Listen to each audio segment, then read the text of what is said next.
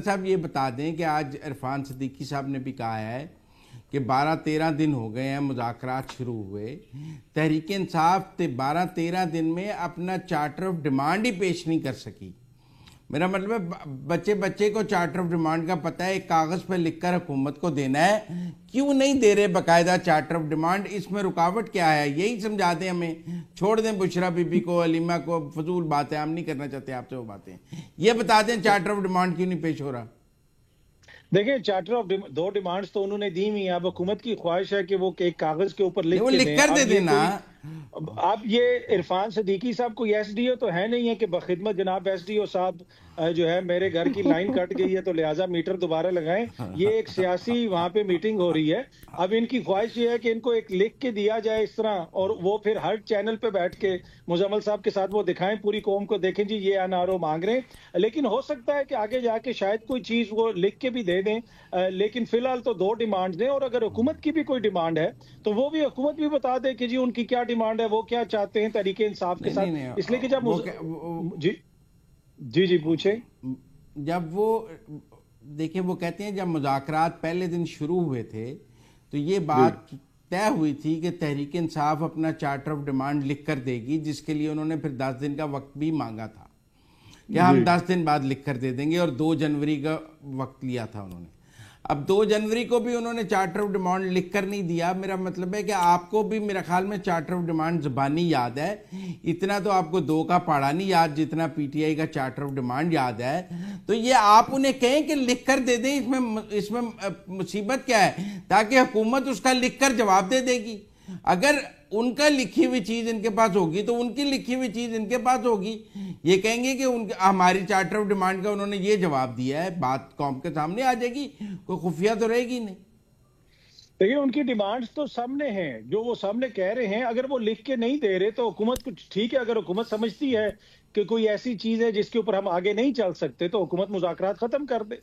हुकूमत तो मुज़ाकरात कर रही है, हुकूमत ने तो उनको तस्लीम कर लिया। हुकूमत तो पहले कहती थी माफी मांगे, ये तो इंतशारी हैं, इंतशारियों का टोला है, ये डिजिटल दहशतगर्द हैं, इनसे बात नहीं होगी। तो हुकूमत ने तो सारी जगह पे उनकी सारी शराइत मान ली है, उनको एक फरीक भी मान लिया है, उनसे बात भी कर रहे हैं। तो अगर हुकूमत समझती है कि कोई ऐसी चीज हो रही है तो वो ना करें मुज़ाकरात। मेरे ख्याल में लिख के वो देंगे या नहीं देंगे मुझे नहीं पता। इंपॉर्टेंट चीज ये है कि उनकी डिमांड्स क्या हैं, क्या वो डिमांड्स हुकूमत पूरी कर सकती है। नहीं, पर आप मेरी बात समझे ना जी। देखें, पहले थी 4 डिमांड्स, पहले थी 4, फिर रह गई 2, अब पता नहीं 2 से फिर रह जाए 1। लिख कर दे देंगे तो एम्बिग्युइटी क्लियर हो जाएगी कि 4 हैं, 3 हैं, 2 हैं, 1 हैं। लेकिन ऐसे तो पीटीआई वाले भी पहले कहते थे कि हम इनको हुकूमत ही नहीं मानते, इनसे क्यों बात करें, इनके पास क्या है, इनसे क्यों बात की जाए। फिर कहते थे जब तक खान को रिहा नहीं करेंगे तब तक कोई बात नहीं हो सकती। तो 2 कदम दोनों पार्टियां पीछे हटी हैं। पीटीआई भी अपने तमाम हार्ड मौकफ से पीछे हटी है और मुज़ाकरात की मेज पर आई है, गवर्नमेंट भी हार्ड मौकफ से पीछे हटी है। अब जो मामला फंसा हुआ है वो एक चार्टर ऑफ डिमांड पेश करने का है। मेरे ख्याल में वो पेश होना चाहिए, क्यों नहीं होना चाहिए? देखिए, अब इसके ऊपर मैं और आप जो है वो ओ करके एहतजाज कर सकते हैं कि वो क्यों पेश नहीं कर रहे। इससे ज्यादा हम क्या कर सकते हैं? अब या तो होना कि हमारे हाथ में। मैं अलबत्ता अगर पीटीआई की क़यादत को ये प्रोग्राम देख रही है तो मैं आपके प्रोग्राम के तवस्सुत से उनसे ये रिक्वेस्ट करूंगा कि कुछ लिख के कम से कम मुजम्मल साहब को दे दें कि इनको थोड़ी सी तसल्ली हो। इतना शोर या इतनी नाराजगी तो हुकूमत नहीं कर रही जितनी नाराजगी का इजहार हम मुजम्मल साहब कर रहे हैं। तो मुझे उम्मीद है कि वो कुछ ना कुछ आपको लिख के दे देंगे ताकि आप तशवी हो कुछ अरसे के लिए। अच्छा अतर, ये गवर्नमेंट वो गवर्नमेंट है जो तहरीक इंसाफ पर पाबंदी की बातें भी करती रही है कि तहरीक इंसाफ पर पाबंदी लग जानी चाहिए। अब वो भी फ्रंट फुट पर है कि नहीं, मुज़ाकरात होने चाहिए, मामलात ठीक होने चाहिए।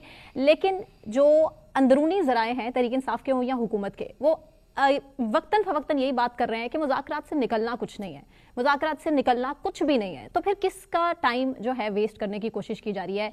ये क्या तब्दीली की हवाएं चल पड़ी हैं? आने वाले टाइम में इमरान खान जेल से रिहा हो जाएंगे, हुकूमत बदलती नजर आ रही है, फिर ये क्या है सब कुछ?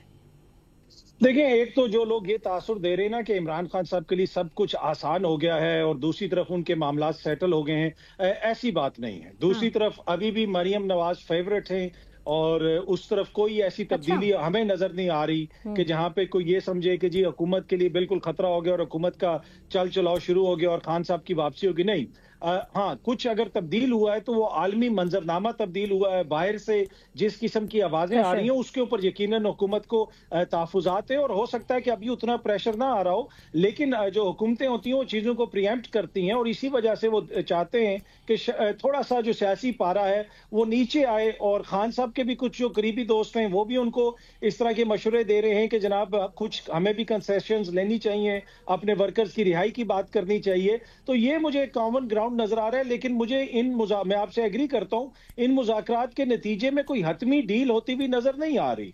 ये नहीं हो सकता कि अचानक हमें पता चलेगा जी मुज़ाकरात हुए और सब कुछ जो है मान लिया गया। जो पाकिस्तान तहरीक इंसाफ के सारे मुतालबात हैं, ना हुकूमत उस पोजीशन में है कि वो उनके ऊपर अमल दरामद कर सके, ना ही तहरीक इंसाफ इस पोजीशन में है कि वो हुकूमत को कुछ दे सके। इसलिए कि अगर वो हुकूमत का बयानिया मान लेंगे, उनकी लेजिटिमेसी मान लेंगे, तो उनकी अपनी सियासत खत्म हो जाएगी। तो वो मुझे लगता है कि ये कुछ अरसा तो एक दूसरे को एंगेज करेंगे, और दोनों की नजरें अभी फिलहाल किसी और तरफ हैं, तो देखते हैं कि आगे फिर क्या होता है। देखें, काज़मी साहब किसी और तरफ नहीं है, सब उन पीटीआई की नज़रें ट्रंप पर हैं।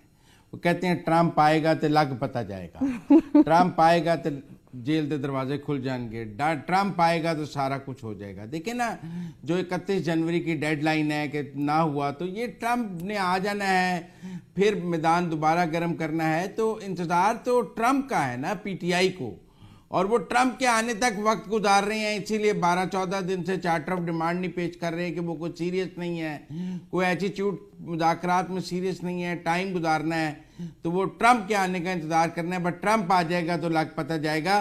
तो अब तो इंतज़ार ट्रंप के आने का है कि वो आकर क्या करते हैं, 20 जनवरी को ही कर देंगे या कुछ दिन लेंगे। देखें, मेरे ख्याल में वैसे तो जो हमें शुक्रिया अदा करना चाहिए हुकूमत के दोस्तों का, जिस किस्म की उन्होंने बातें की, वो 20 जनवरी से पहले ही रिचर्ड ग्रैनल साहब का उसके ऊपर रिस्पांस आना शुरू हो गया।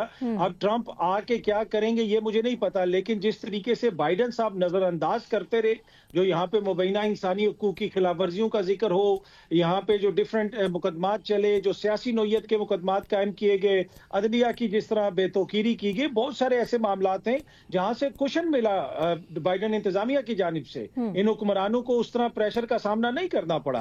लेकिन फिर आप देख रहे हैं कि अब हालात तब्दील हो रहे हैं, और सिर्फ ये ट्रंप की बात नहीं है। आप वेस्टर्न कैपिटल्स देख लें, उनकी नजरें अमेरिका की तरफ होती हैं। जब अमेरिका में पॉलिसी शिफ्ट होती है वो आपको हर तरफ नजर आती है। इसी वजह से आप बरतानिया, यूरोपीय यूनियन और दीगर ममालिक से भी आप आवाजें सुन रहे हैं। तो जो पहले वाले मामलात थे अब उस तरह तो कतन मामलात नहीं चलेंगे। बाकी ट्रंप कितना प्रेशर डालते हैं वो तो देखना पड़ेगा, अभी आने वाले दिनों में ये चीजें वाज़ेह होंगी। बहुत शुक्रिया अतर, आपका बहुत शुक्रिया। मुज़म्मिल साहब, ब्रेक लेते हैं, ब्रेक से वापस आने के बाद कंटिन्यू